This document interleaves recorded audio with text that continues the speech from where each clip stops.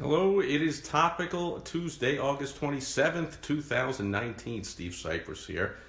And I saw in the news that there was a landmark decision in this case about the opioid crisis in America, and a ruling, I forget which state, somewhere in the middle of the country, that ruled against Johnson & Johnson and something like outright accused them being a big part of the cause of the opioid crisis and all the deaths and illness going on all around the country, and awarded over $500 million in lawsuit.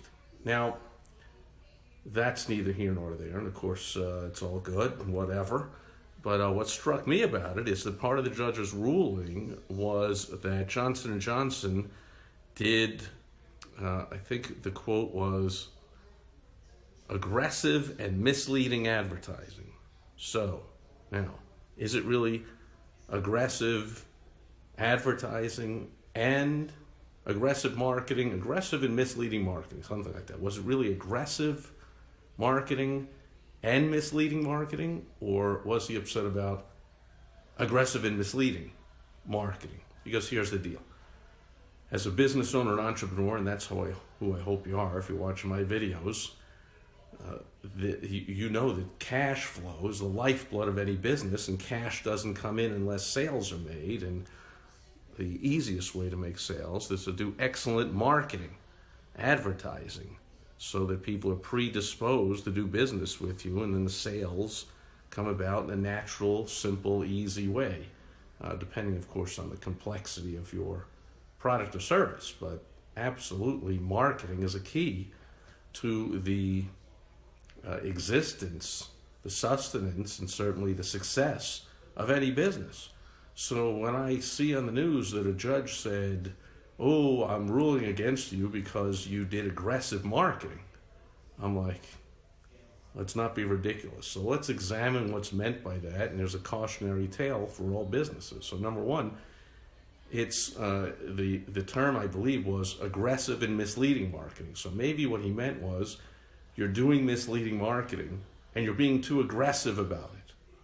So the solution to that is don't do misleading marketing or advertising, and don't be misleading in your sales. If you have an excellent product or service and you use effective marketing strategies like the WOW strategy that I have founded, and if you want help with any of this, of course, before I forget, go to helpfromsteve.com and help you. Then, of course, you don't have to be misleading. However, you always want to be aggressive. Aggressive, to me, simply means charging towards your goal. You see all the rhinos behind me, courtesy inspired by Scott Alexander's Rhinoceros Success. Entrepreneurs are rhinoceroses, rhinoceri, or whatever you would call it, always charging towards our goals, and that includes being aggressive in the marketing, advertising, and sales of our business, but not being misleading. That's the issue. Here's another issue, is I think also what the judge was saying, although I didn't read the whole ruling, like I said, I just heard a blurb on the news about it, is if you do not have an excellent product or service, if your product or service does not help people, then marketing it at all is seen as a problem. In other words, I used to have a saying back in the days where I was doing sales, and people would say, "Oh, you're the Michael Jordan of sales," I'm called, and broke sales records everywhere I went and all that. And I would say, well, sure, if I sold drugs, then the whole world would soon be addicted. And that was a joke I made. And here, it seems to not be a joke anymore. It seems to have come to reality with this Johnson & Johnson, that they aggressively and misleadingly marketed their drug, which has caused tons of addiction and lots of death, and this big settlement against them. Although I have to think that $500 million, I mean, Johnson & Johnson, aren't they like a humongous multiple billion-dollar company? I know there's likely to be more lawsuits like it and against other drug manufacturers and so forth, but it seems to me that they're unfortunately very happy to pay what to them is such a little amount of $500 million compared to all the profits they must have made from their aggressive and misleading marketing of those drugs.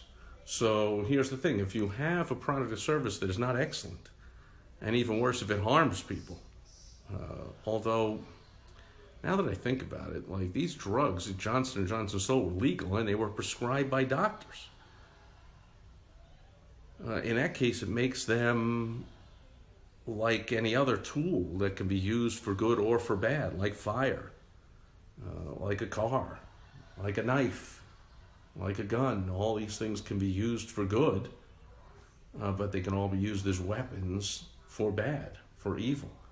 And the same has to be with this drug. Even though lots of people got addicted and people died, I'd have to believe that lots of people had their pain relieved by it, and therefore recovered faster and better and lived happier lives from it. So it seems to me very strange that the judge is, I guess I have to read up on it now, but it seems like the judge is penalizing a company for doing something legal when it's the doctors, I would think, are the ones that are over-prescribing the medicine. From what I know of the pharmaceutical industry, there is aggressive marketing done to the doctors to sell them on prescribing the medicine. So pharmaceutical reps, sales reps, do not get paid commission directly off the doctor saying, okay, I'll buy X number of your drugs and I'll put them in stock here. It's not how it works. They get paid as a result of the doctors placing those prescriptions, and then when the orders are filled, and then the pharmaceutical reps get rewarded. So, of course, they're going to be aggressive recommending their stuff. And even though you might have something that helps some people and hurts another, I mean, doesn't that describe just about every product or service? I mean, you could have chocolate chip cookies. Oh, they're so nice and warm and tasty and great. Yeah, but to somebody who's allergic to chocolate and goes into anaphylactic shock and it kills them, well, I guess, would you be sued, and would a judge rule against you if you had aggressively marketed your chocolate chip cookies? So here's the deal. Number one, I call it the ante to get in the game. Make sure you have an excellent product or service that absolutely helps people. And then, as Jay Abraham said, you have a moral obligation to market it aggressively, to get it in the hands of as many people as you can, because it helps people. And certainly, compared to competitors, alternative choices that your prospects might have that don't help them nearly as much. So you have that moral obligation, that imperative, to market and advertise and sell aggressively. So, I don't know, this ruling is just ridiculous to me, and I hope it does not stop small business owners and entrepreneurs from marketing and selling and advertising their products and services aggressively. I don't believe that's what the judge meant. I don't think he meant you marketed it aggressively and whatever the other word was, not honestly.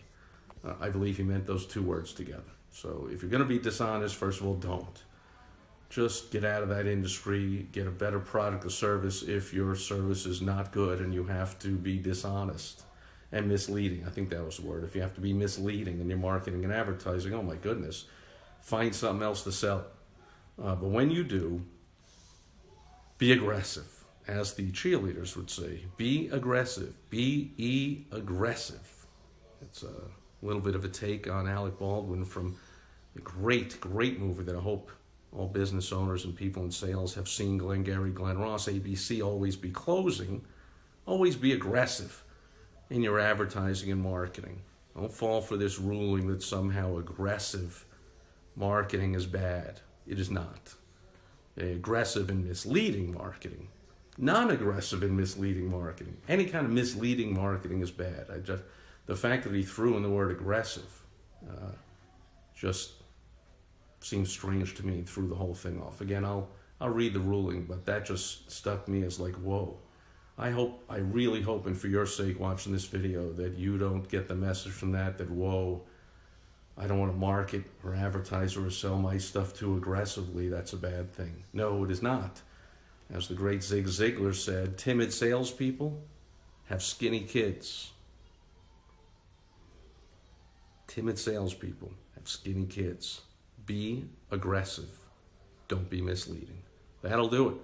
For Topical Tuesday, I will be back tomorrow on World Wide Web Wednesday. I'm going to have a tip to help you make money on the World Wide Web. Thanks everyone for being here today and watched on the replay. Thanks for all the likes, shares, comments, questions, concerns, arguments, disagreements, anything at all. Post it below wherever you're watching or listening to this. I always respond when appropriate, and I'll catch you back here tomorrow on World Wide Web Wednesday. Bye-bye.